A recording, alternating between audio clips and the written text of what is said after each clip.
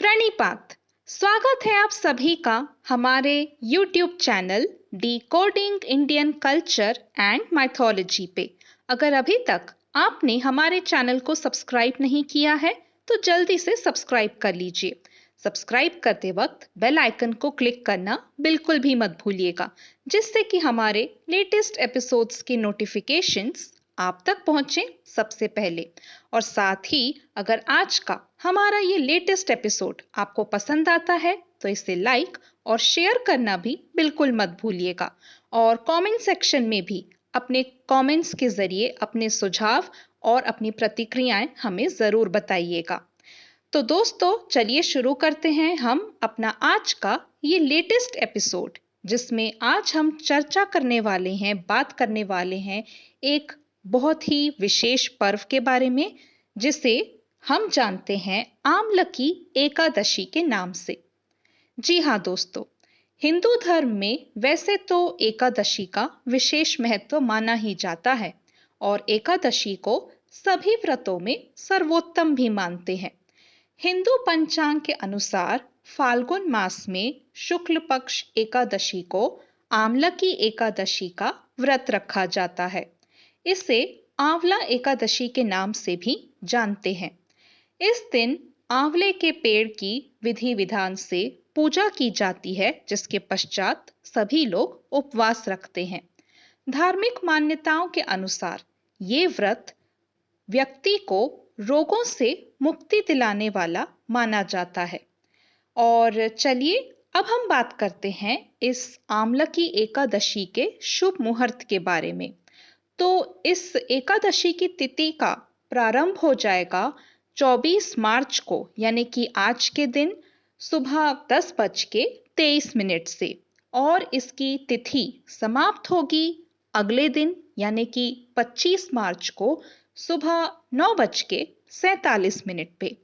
और यहाँ पे एक और विशेष समय है जिसका हमें ध्यान रखना है, खासतौर से उन लोगों को जिन्होंने आमलकी एकादशी का व्रत रखा है, क्योंकि इस व्रत का जो पारण किया जाता है उसके लिए भी एक शुभ मुहूर्त देखा जाता है, जिसमें पारण करना अनिवार्य माना जाता है।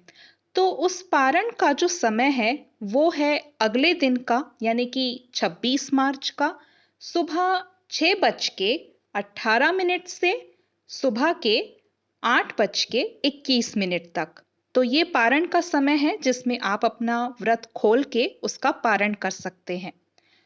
तो ये जो आमलकी एकादशी है, जिसे हम आंवला एकादशी के नाम से भी जानते हैं, ये बहुत ही विशेष महत्व रखती है, क्योंकि इसका संबंध ना केवल श्री हरि विष्णु से है, अपितु हमारे आंवले के उस फल से भी है, जिसका सेवन वैसे भी हमारे स्वास्थ्य के लिए बहुत लाभदायक माना जाता है।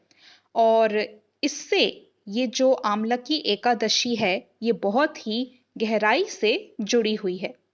तो चलिए अब हम जानते हैं कि आमलकी एकादशी की अगर कोई पौराणिक विशेष या व्रत कथा है तो वो क्या है।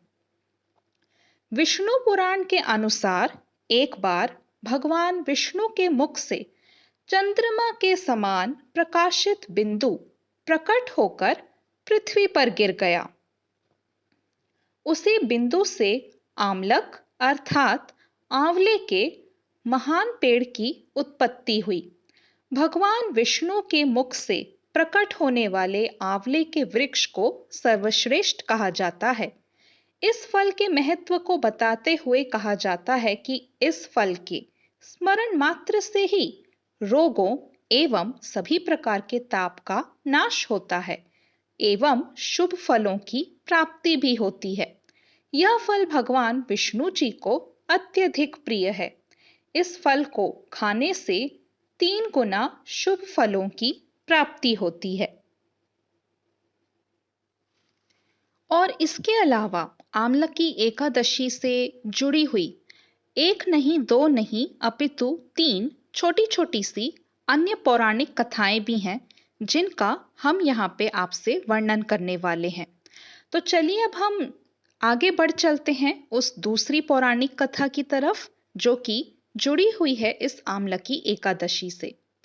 भगवान विष्णु की नाभि से उत्पन्न होने के बाद ब्रह्मा जी के मन में जिज्ञासा हुई कि वे कौन हैं, उनकी उत्पत्ति कैसे हुई। इस प्रश्न का उत्तर जानने के लिए ब्रह्मा जी परम ब्रह्म की तपस्या करने लगे। ब्रह्मा जी की तपस्या से प्रसन्न होकर परम ब्रह्म भगवान विष्णु उनके सम्मुख प्रकट हुए। विष्णु जी को सामने देख के ब्रह्मा जी खुशी से रोने लगे। उनके आंसू भगवान विष्णु के चरणों पर गिरने लगे। ब्रह्मा जी की इस प्रकार भक्ति भावना देखकर भगवान विष्णु अत्यंत ही प्रसन्न हुए और ब्रह्मा जी के आंसुओं से आमलकी यानी कि आंवले का वृक्ष उत्पन्न हुआ। भगवान विष्णु ने ब्रह्मा जी से कहा कि आपके आंसुओं से उत्पन्न आंवले का वृक्ष और इसका फल मुझे अति प्रिय होगा। जो भी आमलकी एकादशी के दिन आंवले के वृक्ष की पूजा करेगा, उसके सभी पाप समाप्त हो जाएंगे और वो व्यक्ति मोक्ष की प्राप्ति का अधिकारी बनेगा। आमलकी एकादशी की कथा में एक और विशेष कथा सम्मिलित है। जैसा कि हमने आपसे कहा कि इससे जुड़ी एक नहीं, दो नहीं, बल्कि तीन अन्य पौराणिक कथाएं भी हैं। तो चलिए अब हम जिक्र करते हैं दूसरी उस पौराणिक कथा का, जो कि इस आमलकी एकादशी के व्रत से जुड़ी हुई है। तो इसमें उल्लेख किया गया है एक ऐसे राजा का जो कि पिछले जन्म में यानी कि पूर्व जन्म में एक शिकारी था। एक बार आमलकी एकादशी के दिन जब सभी लोग मंदिर में एकादशी का व्रत करके भजन और पूजन कर रहे थे, तब मंदिर में चोरी के उद्देश्य से वो शिकारी मंदिर के भीतर छुपकर बैठ गया।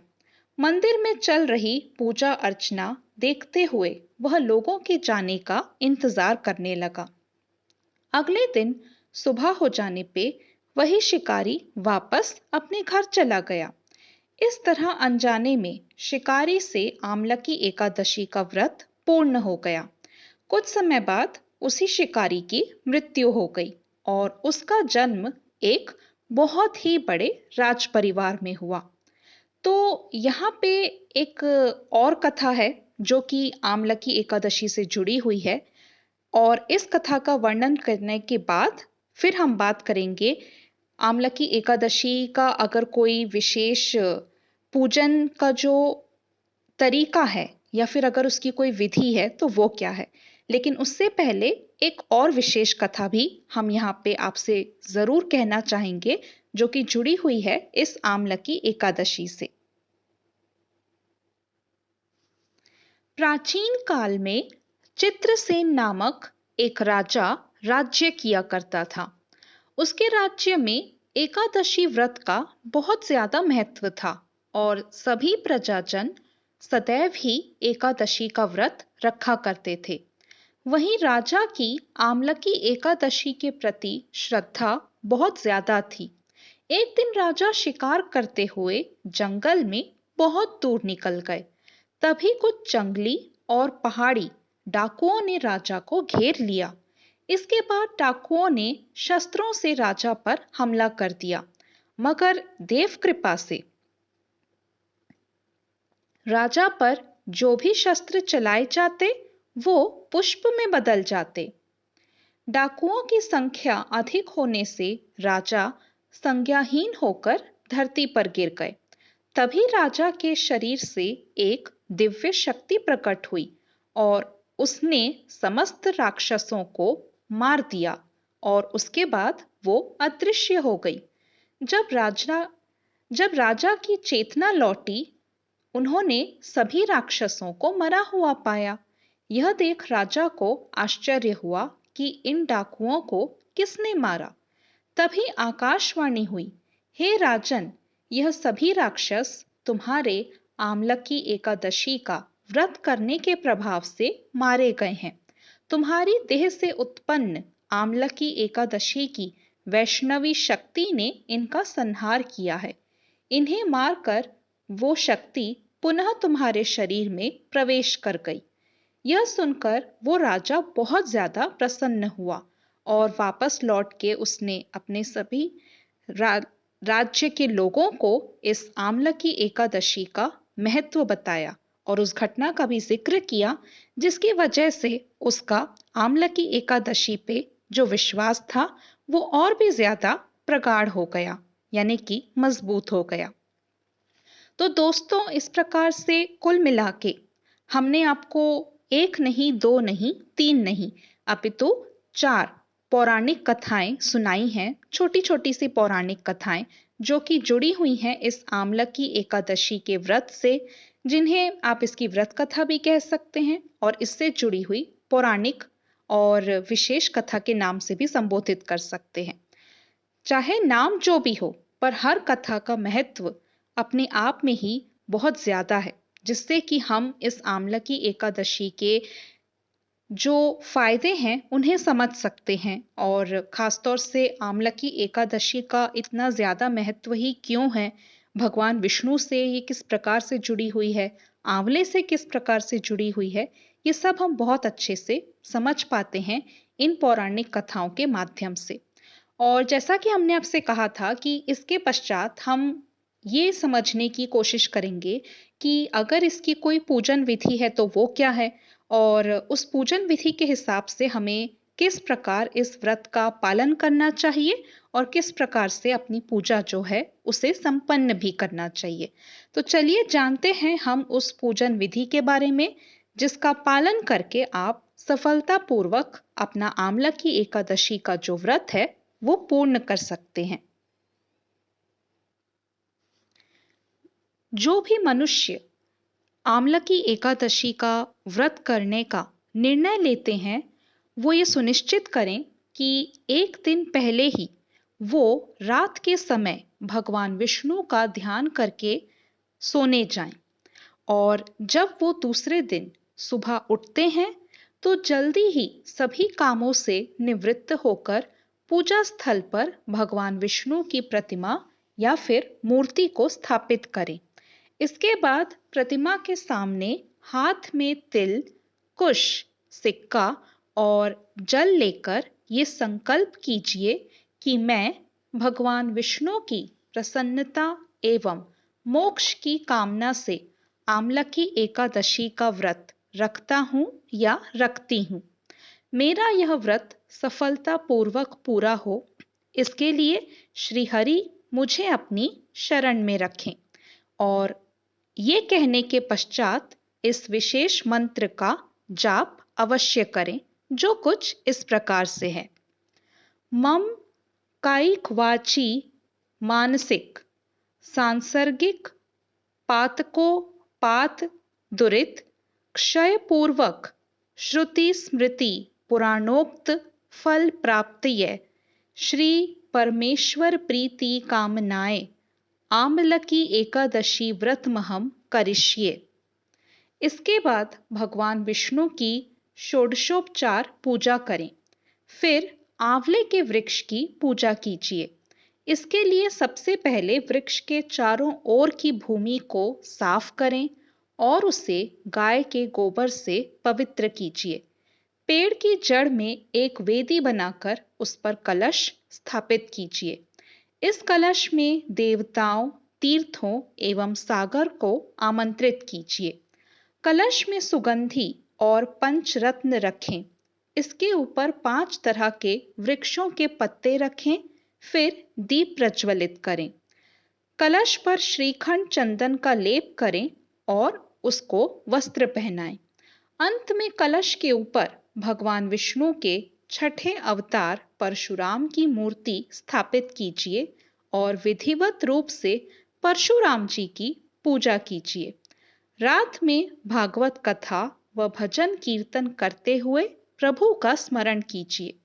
अगले दिन सुबह ब्राह्मणों को भोजन करवा के दक्षिणा दें।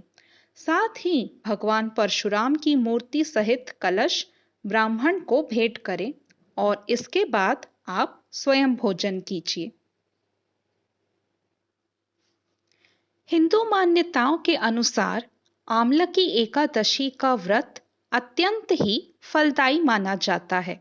ऐसा माना जाता है कि आंवले को भगवान विष्णु ने वृक्ष के रूप में प्रतिष्ठित किया था। इसके हर अंग में ईश्वर का स्थान माना जाता है। इसलिए आमलकी एकादशी व्रत को करने से व्यक्ति को मोक्ष की प्राप्ति होती है।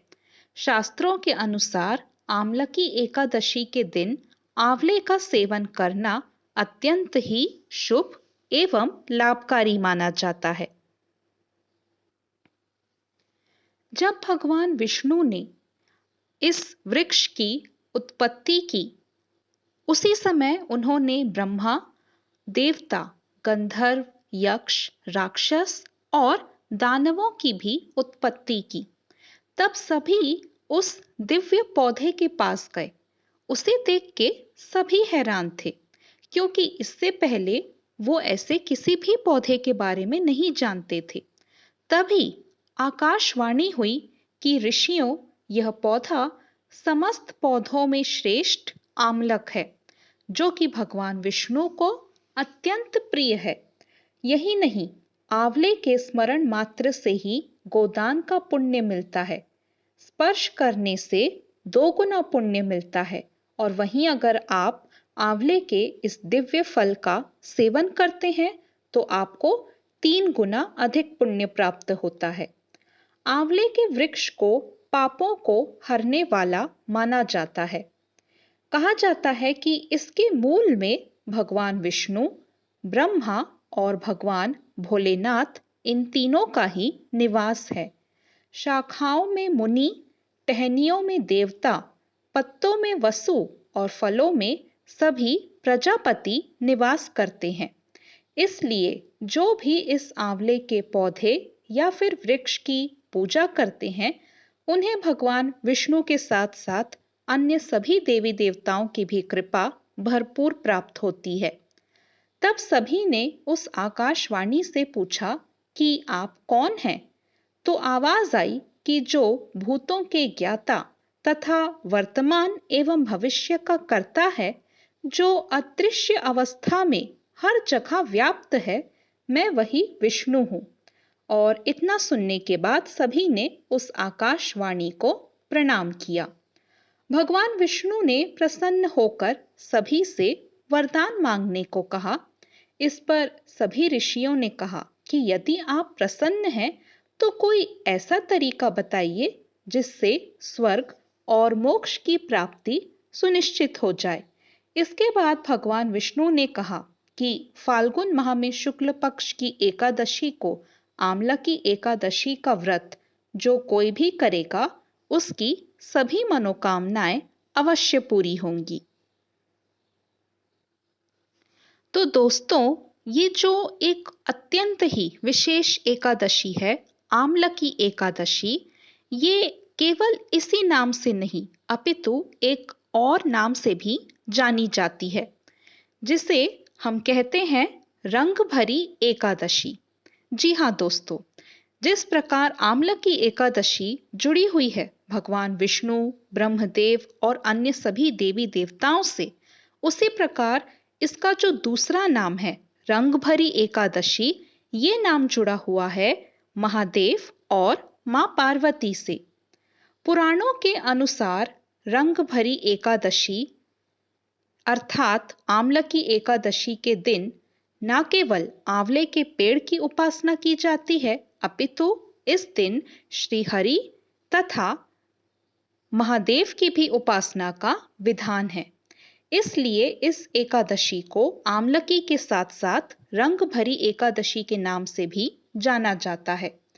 इस दिन आंवले के पूजन के साथ ही अन्नपूर्णा की सोने या चांदी की मूर्ति के दर्शन करने की भी एक विशेष परंपरा है। रंग भरी अर्थात आमलकी एकादशी महादेव और श्री हरि की कृपा देने वाला संयुक्त पर्व है। मान्यता है कि इस दिन पूजा पाठ करने से अच्छी सेहत और सौभाग्य दोनों की ही प्राप्ति होती है। फाल्गुन शुक्ल की एकादशी को काशी में रंग भरी एकादशी के नाम से सभी लोग जानते हैं। रंग भरी एकादशी बाबा विश्वनाथ के भक्तों के लिए बहुत ही खास है। ये वो पर्व है जिसे भोले की नगरी काशी में मां पार्वती के स्वागत के प्रतीक के रूप में मनाया जाता है। इस दिन बाबा विश्वनाथ का विशेष श्रृंगार किया जाता है। पौराणिक मान्यताओं के अनुसार रंग भरी एकादशी के दिन ही भगवान शिव माता पार्वती को विवाह के बाद पहली बार काशी लेकर आए थे। इस दिन से काशी में होली का पर्व शुरू हो जाता है, जो लगातार 6 दिनों तक चलता है। और इस बार रंग भरी एकादशी 25 मार्च को मनाई जाएगी। इस दिन सुबह नहाकर पूजा का संकल्प किया जाता है। घर से एक पात्र में जल भर के शिव मंदिर तक की यात्रा की जाती है। अबीर, गुलाल, चंदन और बेलपत्र भी इसमें इस्तेमाल किए जाते हैं महादेव और मां पार्वती की पूजा करने के लिए। पहले शिवलिंग पर चंदन लगाया जाता है, फिर बेलपत्र और जल अर्पित किया जाता है। इसके बाद अबीर और गुलाल अर्पित किया जाता है। भोलेनाथ से अपनी सभी परेशानियों को दूर करने की प्रार्थना की जाती है। तो ये है वो विशेष महत्व जो जुड़ा हुआ है इस आमलकी अर्थात रंग भरी एकादशी से। जहां आमलकी एकादशी भगवान विष्णु की कृपा दिलाती है, वहीं रंग भरी एकादशी की इस पूजा से, इस विधि विधान का पालन करने से आप महादेव और मां पार्वती की कृपा के पात्र भी अवश्य बन जाते हैं। तो दोस्तों, यहाँ पे हमारा आज का ये लेटेस्ट एपिसोड समाप्त होता है और इसके साथ ही हम आपसे ये वादा भी करते हैं कि आपकी और हमारी मुलाकात होगी बहुत जल्द हमारे नेक्स्ट एपिसोड में। Till then, take care, good bye, Tata.